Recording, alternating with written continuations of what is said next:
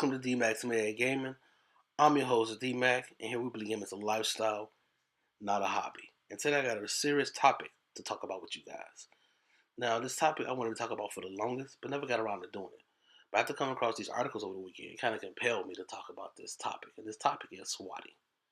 For those who never heard of swatting and don't know what swatting is, swatting is when an individual makes a prank call to an emergency dispatch line to get the emergency dispatcher to dispatch a SWAT team to the address the individual gives them. This is called swatting. I remember about a year and a half ago, I was just deciding to really do YouTube, and I remember I had lunch with one of my best friends at Culver's, and I was telling him about the research I was doing, and I came across two terms that frightened me to my core. That happens to a lot of YouTubers and gamers that are online, and that's doxing and swatting. I remember telling him that I was frightened to actually proceed and create a channel and try to have a YouTube career, and he kind of convinced me to continue going on, continue doing what I wanted to do, told me not to live in fear. And I thank him for that because I'm still doing YouTube videos to this day, and I'm happy I made that decision. Now, these articles I read over the weekend, each of them had specific details about the whole story. So what I'm going to do is take all three articles, compile them together, and give you a quick summary about what happened. But if you want to see each individual article and the information that they had, I'll leave a link to each article in the description below for you to check out. So in these three articles, it stated that a man named Andrew Finch lost his life due to a swatting prank. He was 20 years old. He leaves behind two children and a mother. Now, the individual that did the swatting was named Tyler Barris. Tyler Barris lived in Los Angeles, and Andrew Fincher lived in Wichita, Kansas. And he was innocent. He didn't play games. He wasn't a person that played multiple games. He didn't own a video game console. Now, the article states how the swatting prank came about was Tyler Barris was playing online with a group of his friends. They were all on the same team. And one of the individuals in his team decided to have a bet with him or a wager. And I guess either Tyler Barris or the individual kind of reneged on the bet, which caused both people to get upset.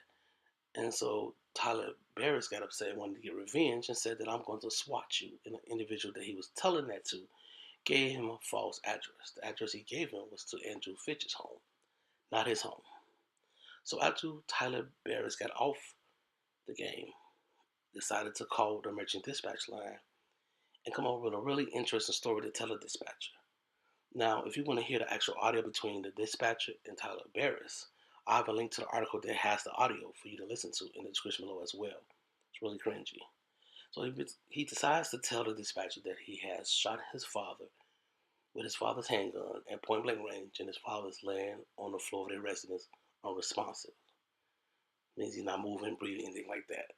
And he tells the dispatcher that he has his mother and his little brother held hostage at gunpoint in his mother's room. And he also proceeds to tell the dispatcher that he has put gasoline all over their floor of their residence and decided that if they don't hurry up, he's going to set the whole residence on fire. So he stayed on the phone with the dispatcher for quite a while to make sure the dispatcher had the right address. And then he hung up. So the Wichita police force dispatched the SWAT team to Andrew Finch's home. They went to his door, knocked at his door. Andrew Finch came to the door and opened it up. They told him to hold his hands up. He complied. He held his hands up, but for some reason he started to tilt his hands towards his waistband. And one of the SWAT team officers thought he was reaching for a gun and discharged their weapon. They shot him at point blank. Now, after they shot him, they proceeded to enter the residence to see was there actual hostage in the home. But there was no hostage, so they decided to take everybody from the residence to the police department. But Andrew Finch did not make it. So hearing that, my heart dropped, and I was just lost for words. Like, wow, this innocent man was killed over a swatting prank, and this prank was not even intended for him. And so I don't know if Tyler Barris decided to post this on Twitter or was it one of his friends or whatnot. I really don't know. But right out the next day after the incident, someone posted something on Twitter stating that they're not responsible for Andrew Finch's demise. That they're not the reason that he died. It was the SWAT team fault for killing him. The officer that discharged the weapon, that's his fault. He should be held responsible, not Tyler Barris. Now I'm thinking to myself, are you serious? How are you going to justify your innocence when you, Tyler Barris, was the one that sent the SWAT team to this man's address? I kind of lost my mind on that, but the good thing about the whole situation is that the Los Angeles police will press charges on Tyler Barris. They're going to charge him for second-degree murder, so he will be going to jail. I don't know how long he's going to be going to jail. Right now, I know he's in jail right now, and he's going to have to face charges of second-degree murder. I'm happy about that. That helps the family out just a little bit. The Finch family will have some type of justice, and I'm happy about that. But the whole situation is really scary that an individual that is so disconnected from reality and from people that he thinks that putting a person in a dangerous situation is entertaining and funny. He thinks the police force is his personal entertainment. He thinks they're toys for him to do as he please. And I think it's crazy because emergency dispatchers get calls every day, hundreds and millions of calls. They can't differentiate between a fake call and a real call. So it's hard for them. And I'm thinking as a gaming community that I could be exposed to this. How can I protect myself?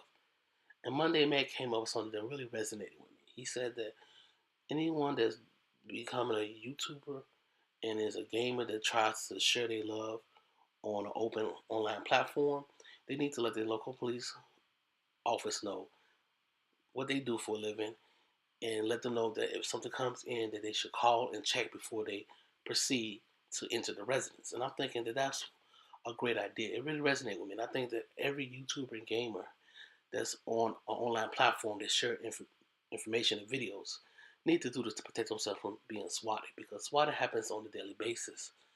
It's something that we normalize, something that we're used to, and it shouldn't be. It shouldn't be a call or prank. It should be something that we normalize and get and just custom to. It should be something we can do to deter individuals from doing this, deter individuals from swatting other individuals. And I really think that that's something that we need to work at as a community, because a man lost his life this time. And Monday Man said he had a really bad experience even though he didn't lose his life. And there are other YouTubers and gamers that have had this happen to them that had some type of PTSD from it. It's serious. When an officer of the law comes banging at your door, knocking down your door because they think there's an emergency happening, it's frightening for any individual. And I think that Tyler Barris and people like him need to wake up and understand that this is not a game. This is not something that you should do for entertainment. You're hurting people. You're putting people in dangerous situations. Two children are going to grow up without their father because of you being butthurt. I don't understand this. It's shocking and scary at the same time, and I just don't know what else to say about it. All I know is we need to come together as a community and figure out some way to deter these people from doing this somehow.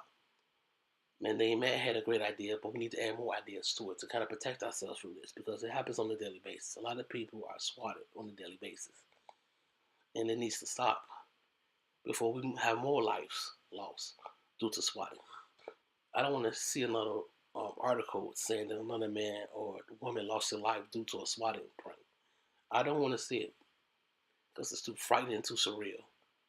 And I feel like we need to do something as a community. I don't know what we can do, but we need to do something to try to deter people from trying to commit this horrible act, because it was a horrible act. A man lost his life due to a swatting prank that was not intended for him. Excuse me. And this is an outrage. This is a shame. This man needs to be thrown away, and the kid needs to be thrown away as well. He needs to be thrown in jail, and the kid needs to be thrown away, and he shouldn't see the light of day ever again. He should not be part of society ever again because he's unstable. There's something psychologically wrong with this man, and I really think that people really need to wake up and realize that this is not funny. It's not entertaining to see other people suffering. This man did nothing to him. I don't understand it. But I'd like to know your guys' thoughts in the comment section below. Do you feel like swatting is a serious issue that we need to combat?